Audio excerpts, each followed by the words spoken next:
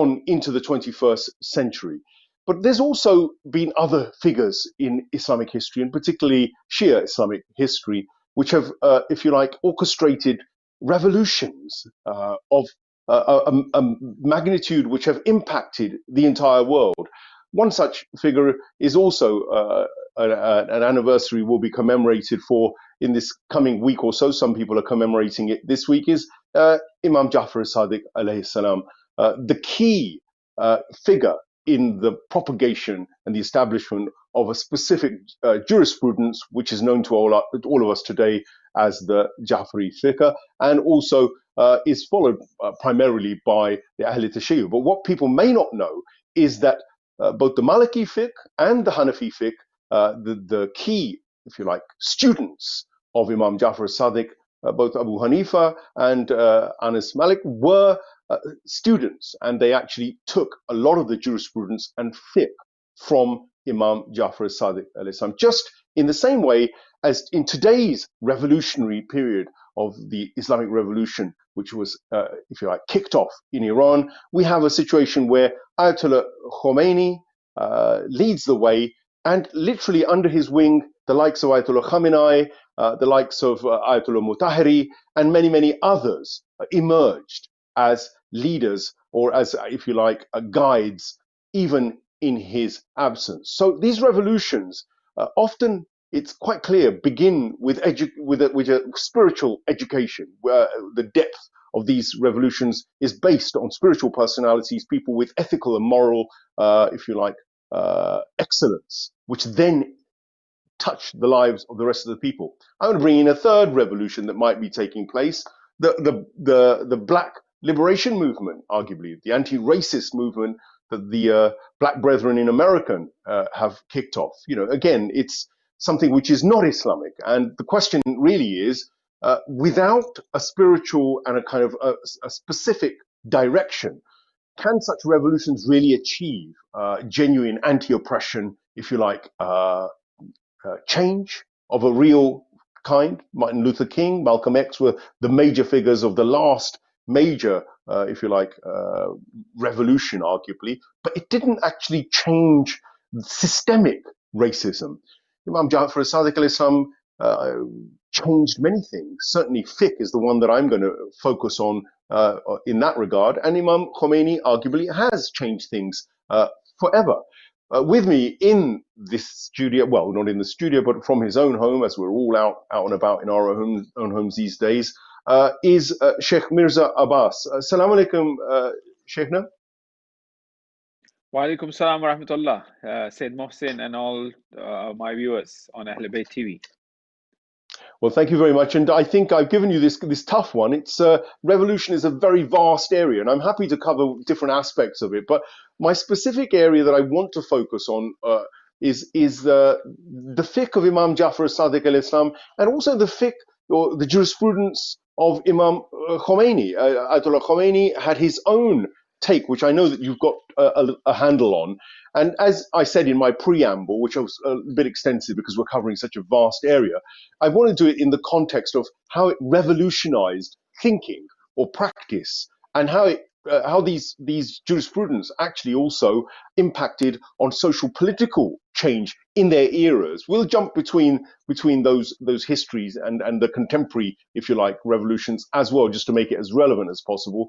But first, your opening thoughts around this idea of the impact of the fiqh of Imam Jafar Sadiq and Imam Khomeini on the lives of societies of their time. Right. Bismillah ar-Rahman ar-Rahim. Thank you very much for giving me another opportunity to be with you all viewers on Ahlebait TV, and also the brothers who are working behind the scene. May Allah bless them all. And thank you, Syed Mohsin, as well. Indeed, these are the days, the month of Shawwal, which begin with the discussions of the demolition of the shrines of Ahlebait, which included the shrine of Imam Jafar Sadiq alayhi salam, and 15th of Shawwal, according to some reports, we have the Shahadat day for Imam Sadiq alayhi salam, and 25th as well, which is the date of Shahadat commemorated by the Jafaris. Then During this period, we also had the demise of Imam Khomeini, and it gives us an opportunity to really reflect upon the teachings of Imam Jafar as-Sadiq alayhi salam, which brought its colors or true colors through his great grandson, which was late Ruhullah al-Khomeini. There's a, you could look at the comparison of the of Islam reaching to a point where it's given a new life, like Imam Sadiq alayhi salam with fiqh. If you look at the fiqh of all of Islam was crumbling. Things were deteriorating. The Abbasids and the Umayyads are fighting with each other for power. Who is there to take care of the Quran? Who is there to establish the principles of deen? Who is there to teach and educate the masses in regards to Tawheed, in regards to theology, philosophy, in regards to fiqh, right? Here comes Imam Sadiq alayhi salam. As Ahlebait alayhi salam, time and time again, they were the one who protected the Quran, as the Quran says that we have sent the Quran, نَحْنُ نَزَّلْنَاهُ الذِّكْرَ وَإِنَّا لَهُ لَحَافِظُونَ, and we will protect it. So the protection of Allah has always been through Ahl Bayt. إِنِّي تَارِكُمْ فِيكُمُ الثَّقَلَيْنِ كِتَابَ اللَّهِ وَإِتْرَتِي. The Ahl Bayt and the Quran. They, Ahl Bayt, were the protectors. And here comes Imam Sadiq, who revolutionized the whole thinking, the ideology of Islam. That's why the personality of Imam Sadiq, all of Islam is indebted to the personality of Imam Sadiq. All of fiqh is indebted to Imam Sadiq alayhi salam, whether that be Shafi'i, whether that be Maliki, whether that be Hanbali, whether that be other school of thought, right? They are all indebted to the fiqh of Imam Sadiq. They have fully benefited from the teachings of Imam Sadiq. Now here, Imam Sadiq provides a vision, provides a deedgah, an ideology to Islam, and then it flourishes, it riches in its own fiqh. All of these imams who came in and who studied, who educated themselves, and Muslims who were there at that time, when they educated themselves, they became the authority by whatever little they have got from Imam Sadiq alayhi salam. They become the authority and they became the school of thoughts which survived for years and years and years and up until now, right? As for a school of thought to really survive, must have within it certain important elements and principles that they have gathered, that they have taken from their masters. And Imam Sadiq alayhi salam provided that. And then we today see that all of this, fiqh of whether it be Hanbali fiqh or Shafi'i or Maliki, it has survived. And when we look at, for example, he revolutionized it. He was thinking, Imam Sadiq was thinking of that period, of that time, of that contemporary era that is there, and what is required for Muslims of that time. He provided that. Education is required for the Muslims of that time. He provided that. Theology and theological arguments, debates are required. He prepared Hisham ibn Hakam for that, to really debate on theological issues in regards to Tawheed, in regards to Nabuwat, in regards to Qiyamah. For example, people are questioning, the time, that the era of Imam Sadiq alayhi salam is known to be an era where there were debates. Tawheed Mufazzal, where Imam Sadiq, with treaty on Tawheed, where Mufazzal was a student of Imam Sadiq, as he got a bit, as he had an argument or a discussion or a debate with a person who was agnostic, and then he got a bit annoyed and upset. He comes to Imam Sadiq and complains, and Imam Sadiq provides him proofs of Tawheed, and that becomes Tawheed Mufazzal. So a period in which there are different types of thinking, there are different ideologies flourishing. And here Imam Sadiq comes and presents the ideology of true Islam. And it basically provides that sort of spirit, ruh, that fresh air where Islam breathes, where Islam becomes alive and then heads. The same way when we look at Imam Khomeini, rahmatullah alayhi as well, he revolutionized the thinking. That's why the youth loved it. Now today, when we look at in the streets, on the streets of America or in England as well, there are youth who are upset, disappointed with the systematic racism, and they are the one who are coming out on the streets because youth, they do not like injustice. They like to see new thinking that will take them to the future. And here Imam Khomeini did the same thing. Imam Khomeini, he revived, as he called, the fiqh puya. He revived the fiqh sunnati. The sunnati, that the same way Imam Sadiq alayhi salam did not bring anything new. Imam Sadiq alayhi salam brought the teachings of the Prophet, brought the teachings of the Quran, and presented them, according to the time and space that he was there. The same way Imam Khomeini said, if the ahkam of qisas, if the ahkam of the ruling, of the governance are there in the Quran, if it's there, it is there to be implemented. And it is time that we implement this. It is time. He created a wave. He created a storm in the ocean.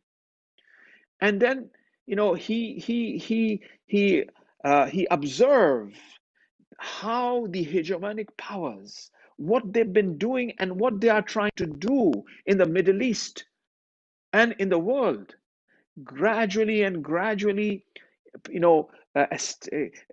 installing puppet regimes in order to get the benefit from that area. Then here comes the man. He thinks that this is what's going on. It needs a change. And then he comes up and then he uproots the 2,000 year old kingdom of the Pahlavi regime that was going on, and then he establishes a state based on justice, and if you look at the revolution was a very peaceful revolution. There were peaceful demonstrations everywhere. The police were given flowers by the demonstrators, and that's how the police finally laid their arms. It was a well-balanced, peaceful revolution which was brought by Imam Khomeini. The similar. Yes.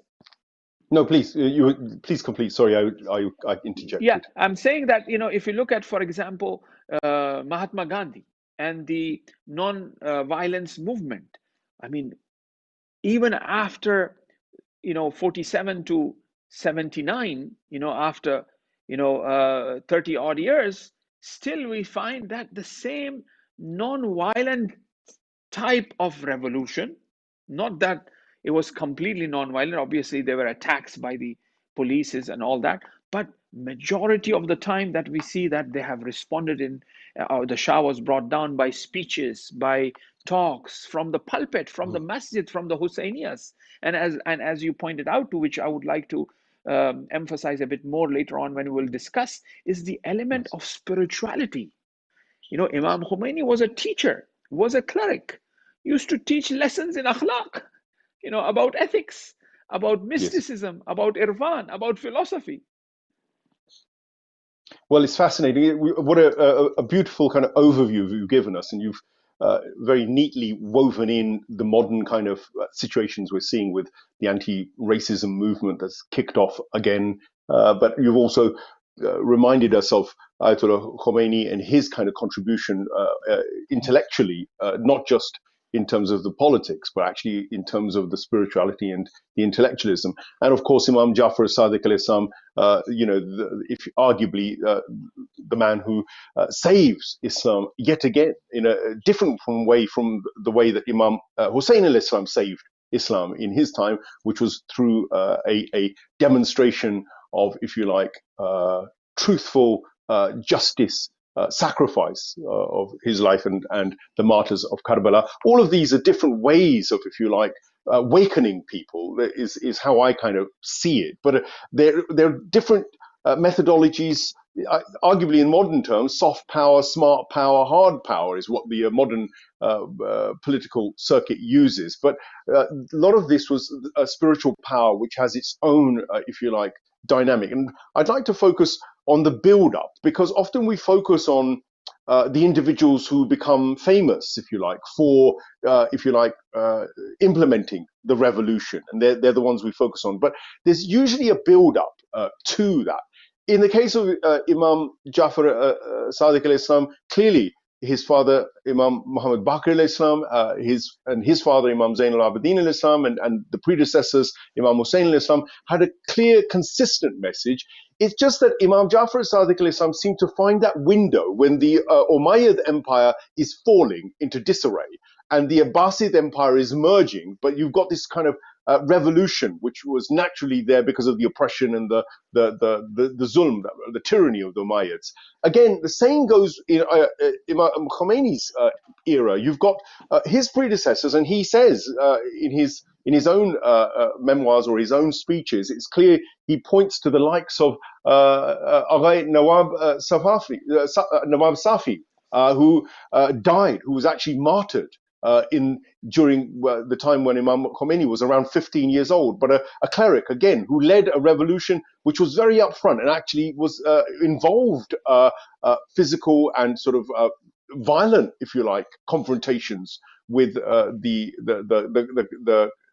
Pahlavi dynasty, I believe. And his martyrdom, in a way, taught Imam Khomeini many of the kind of, if you like, necessities that actually, without physical confrontation, sometimes these tyrants and these oppressors will never fall. And today we're being raised with this issue of riots and violence that is taking place, not all of it by the real black movement that's looking for its kind of justice, but actually by nefarious forces, state forces, or hidden shadowy forces. So violence within the time of a revolution can become quite a thing. The Iranian Revolution was blessed with this kind of spiritual essence, which prevented huge-scale violence, certainly not from the protesters, which you alluded to as well. But I want to focus on the groundwork that builds up before such revolutions take place. What can you say about Imam Jafar Sadiq al-Islam and the era that allowed him to come forward and do the work that he did?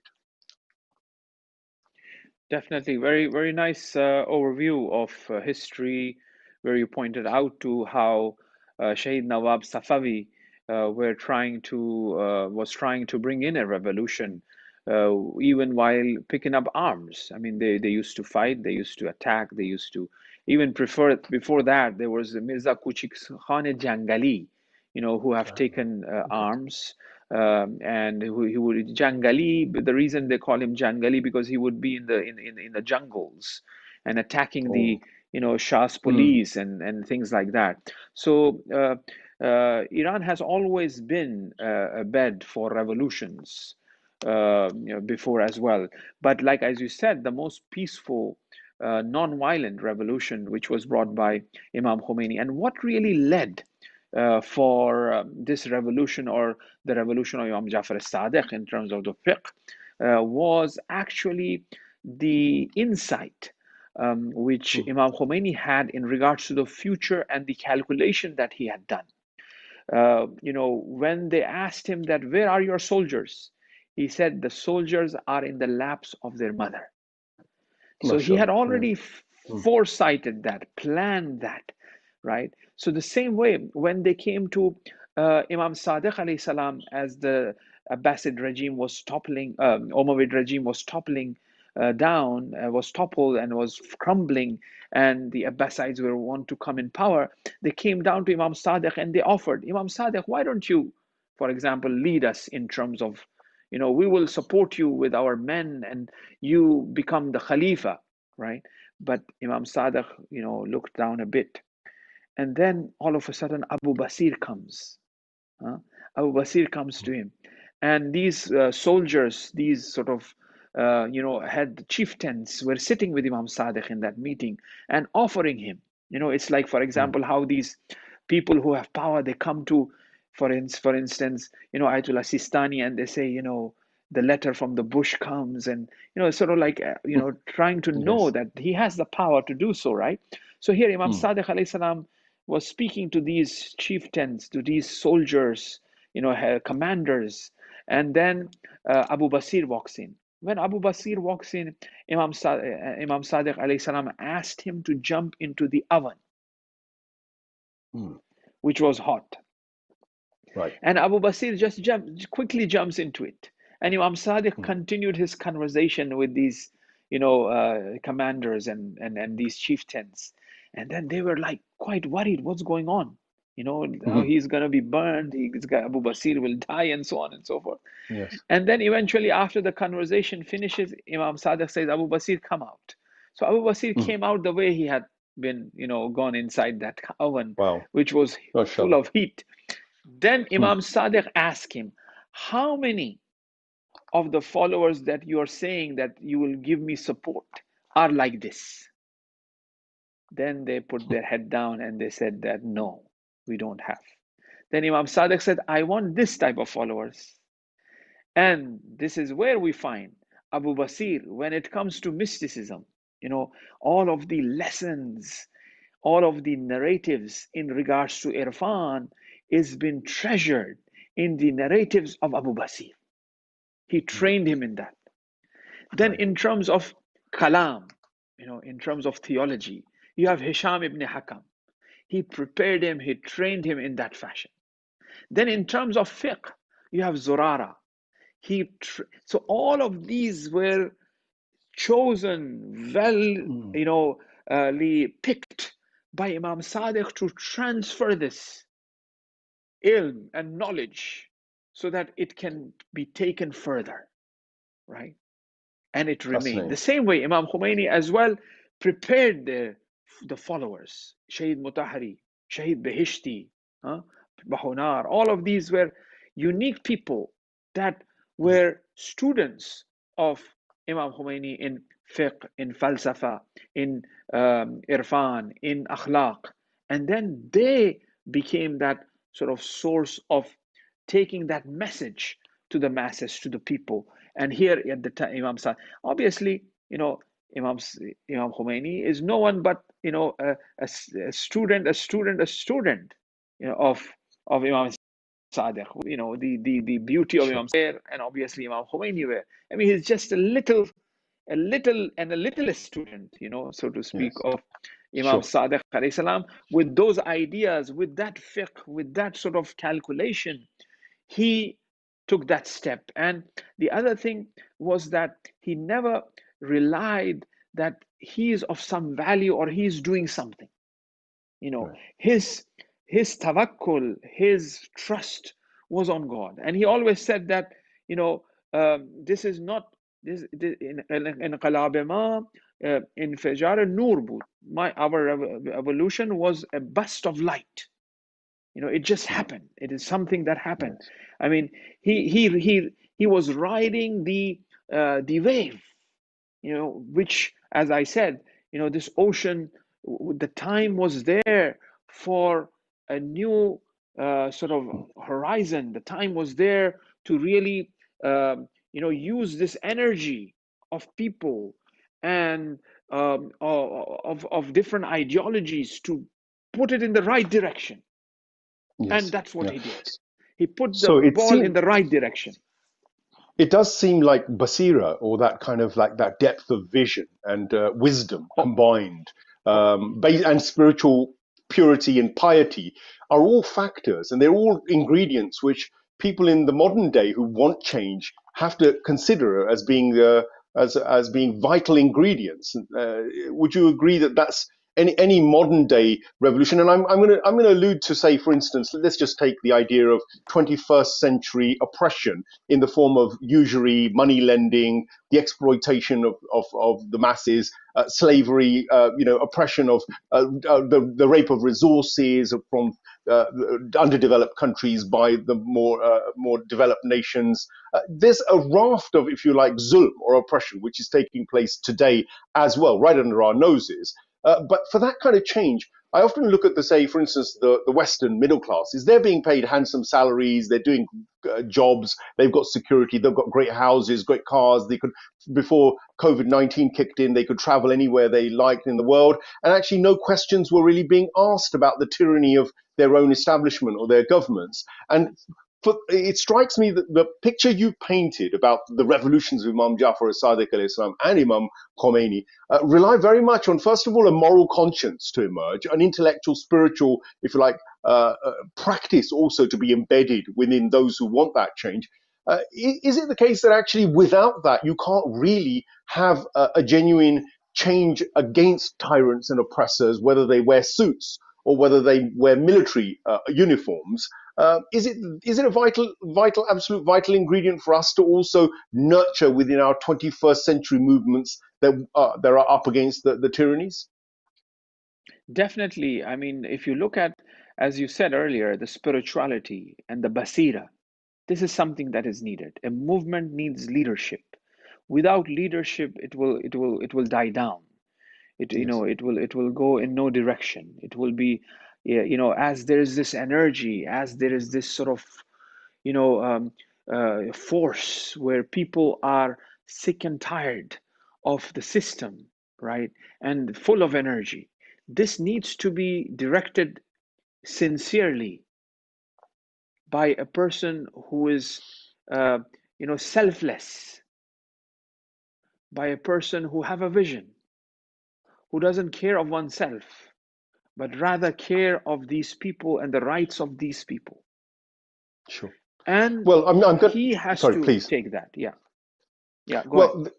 Well, coming back to the intellectual element, because you've talked about the fiqh of Imam Jafar Sadiq, and that was the revolution in this way, but it did also pave the way for a lot of other kind of revolutions in science, in technology of that time, in even in debates around the theological and philosophical debates around qada and qadar, predestination and free will. These were the things that concerned Muslims because they were an empire at that time. They were not really threatened by anybody. They had huge wealth, huge power, huge control. And what happened, it seemed, was there was this kind of uh, fight for the intellectual minds and perhaps hearts of the ordinary folk. And you talked about how Imam Jafar al-Sadiq al-Islam, his intervention was crucial because at that time the Mutazila and the Asharites were all arguing and debating, and many, many different schools were splintering off. People were going their own ways, and there was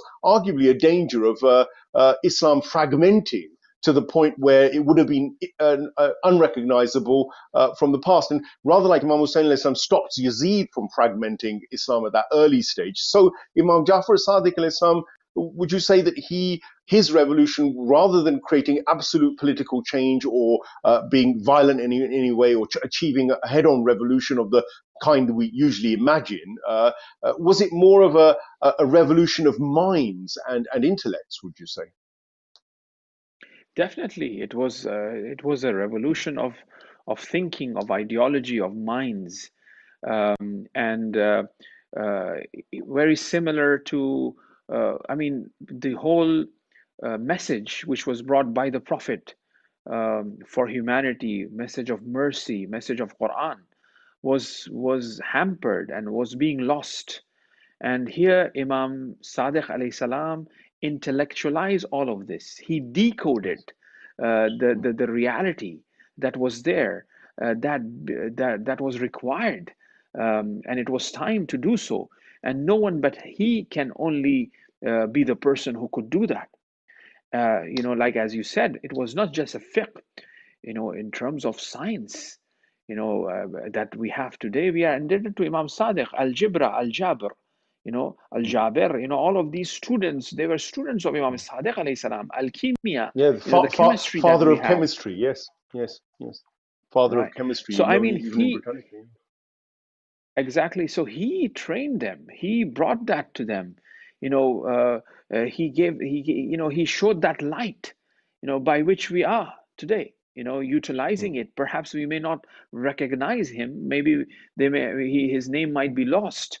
But still, those who understand and recognize him, you know, they know this, that it comes from him. You know, the intellectuals, the professors, and all of that, they understand that, right? So Imam Sadiq alayhi salam, indeed, yes, the intellectual revolution, you know, it was an intellectual revolution. It was a revolution of humanity, you know, where you know, he established the Quran, he established the religion and deen, you know, where you know, these things were challenged and questioned.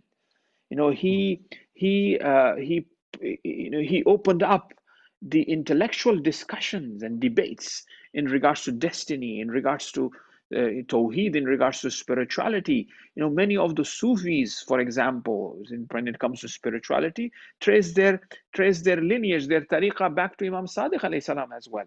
You know, Sure. those who are expert Sure. in this genealogy of tariqas, they have traced back to Imam Sadiq alayhi salam as well. So we find that, you know, he was like the head of, you know, of all different aspects of the ulum, of the Mm. sciences Mm. at that. And then he managed to basically present that and lay the foundation of knowledge, lay the foundation of science. And that is why Muslims were advancing. That is why Muslims are advancing. You know, one thing I would like to show, and it's very important as we conclude as well, let this be a concluding point, because we have reached the Yes. time now, just 3-4 minutes Mm. left to, you know, 10 minutes to 9, right? See, Mm. you know, the science, the knowledge, right? Islam have never stated knowledge from God. Science is never separated from deen, from religion, Sure. right?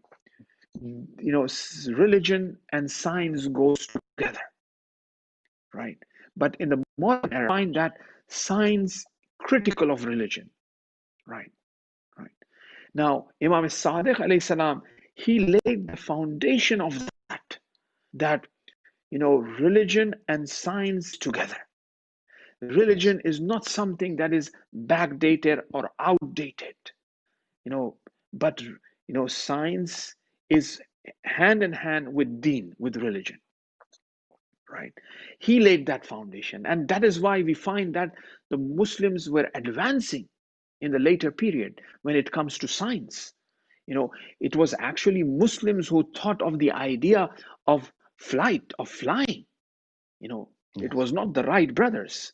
You know, even if you go Okay. to now, right now on Google, Google it, CNN and Muslim scientists' contribution to the modern world. Just Google that. You know, CNN had Sure. published an essay, an article in regards to what Muslims contributed in regards to the Muslim world, universities, Sure. hospitals, cosmetics, you know, technology, right? So Imam Yeah. Sadiq alayhi Engineering, salam, building, science. Yes. Yeah.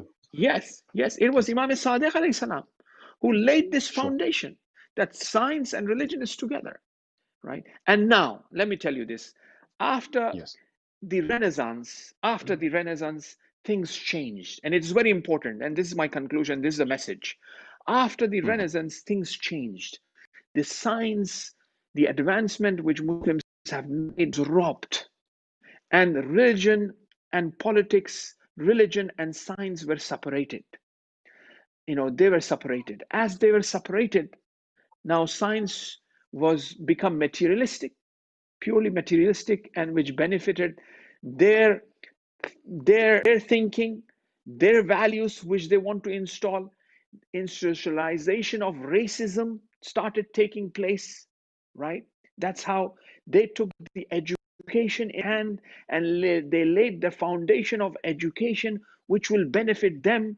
The British Raj in India, for example, and how the Indians are also racist in terms of their color, in terms of, you know, all of these things. Not all, I'm just kind of pointing out to the principles here, Yes. I'm not generalizing it here. Wherever the British Raj went, that racist thinking was there, right? So now the science was taken away from the deen and was utilized for their benefit, was capitalized, right? Now here comes Imam Khomeini. He Mm. comes in and he revolutionized the people. and he installs the fiqh sunnati, the same of Imam Sadiq alayhi salam, and he revives the spirituality and the manaviyat, and says that the people's view in regards to deen and religion changed after Imam Khomeini. We saw a change amongst the Muslims. All Muslims, they turned towards deen. They started wearing hijab. They started going to the masjid. Deen was outdated. But Imam Khomeini brought that revolution, right? And he revived that religious thinking that, yes, deen, religion, and hukumat and politics, spirituality, they can be together. Now, that's the concluding line. That's the point. Now, the point thank is you so that much. Imam Khomeini did his share, but it is us to really work on the sciences, on the ilmi and the education and the scientific aspect. We have to do that. MashaAllah, Maulana, beautifully kind of rounded up and beautifully summed up, and also the vision for the future.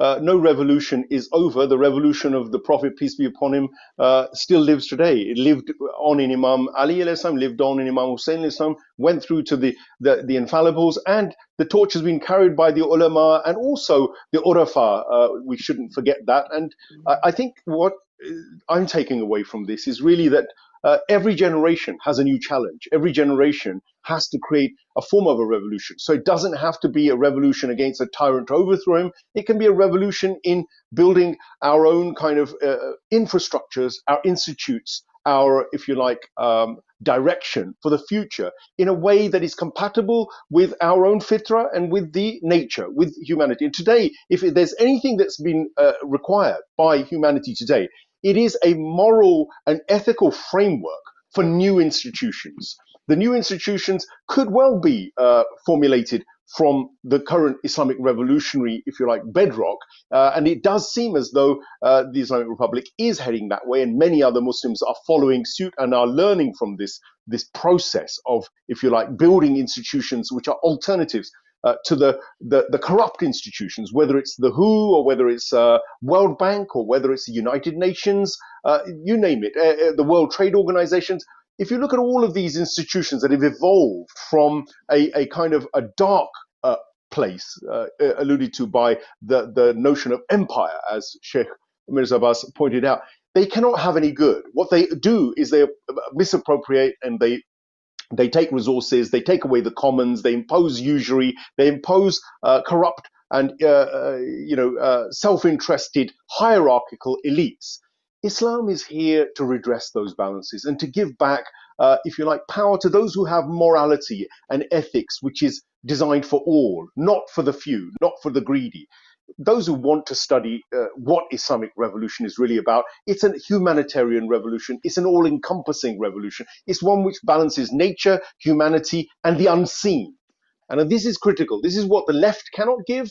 It's what the right certainly cannot give. And the totalitarians or the actual real violent, if you like, ideologies cannot give. Islam is the path of moderation, but that moderation is based on depth of spirituality, intellect, and, if you like, ethical norms which are rooted in the divine. It's something which the West must study far more. It's something we must study far more, and not have an inferiority complex and always be looking for institutions that have emerged from the West. This is, I think, my takeaway, and it's a continuum. It's for every age. The notion of the Islamic revolution, a humanitarian revolution, is as relevant today as it's been since the day Hazrat Adam alayhi salam descended onto this planet we call Earth, and in this realm that we call the world. Of course, there are other realms which we'll use as a topic for the future, perhaps. Thank you for watching this edition of 20th Hour, and my special thanks to Sheikh Mirza Abbas for guiding us through a very interesting discussion. Join us next week at the same time.